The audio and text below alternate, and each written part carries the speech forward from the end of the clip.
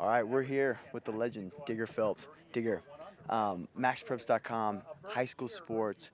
I wanted to ask you the quick question about what do you feel is the importance of high school coaches in the lives of the student athletes? I think two things. They've got to really stay on these kids about academics to make sure they don't shortchange themselves. I always think kids should exploit a school academically versus that school exploiting them athletically.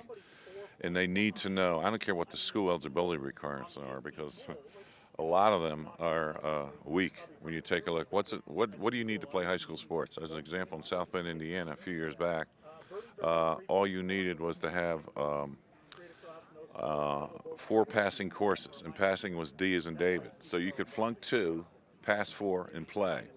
And not this past football season, but a year ago, the most valuable player in the conference that Adams High School in South Bend, the most important thing about him, he didn't graduate from high school. And that's sad because he was exploited for 4 years. So I think whatever college requires you to get as far as core courses, you should have those in high school. They shouldn't bury these kids and just use them or exploit them. And that's the biggest crisis I see out there, is that we still have not come together to where we have a standard like the state of California. In California, you have got to have a C average in order to play each marking period.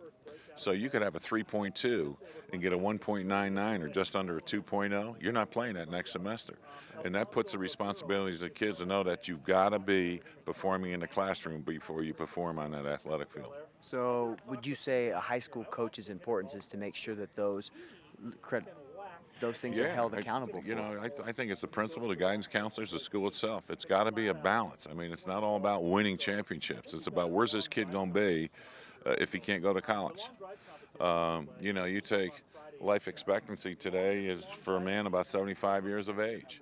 And so if at the age of 18 you're a high school dropout, you might make 18,000 a year. If you're a high school graduate, you might make 30,000 a year. If you're a college graduate, you're talking about 50,000 plus a year. So those are the options you have. But if you know those options, you're going to say, how do I get to that third option? It's getting the right courses so you get into school and be a student athlete and live that role, not just in high school, but also once you get to college, so that, I think of the 5,000 college seniors this year that got drafted in the first two rounds. Okay, let's talk maybe 60, 80 players, or another 40 may go to Europe, so 100 players. What happens to the other 4,000, 900 plus? Well, if you don't have a degree, what are you going to do with your life? Look at your high school scrapbook because you scored 6 touchdowns in one game? So I think we got to come back to the reality check of the balance of making sure that these kids in high school, no matter what the eligibility says, pass and play. That used to be the rule in Texas. What was passing? D as in David. Okay, fine. So the kid plays, and he passed, but he can't go to college. Well, you're a coach. You were a legendary coach. You talk and you see players every single year.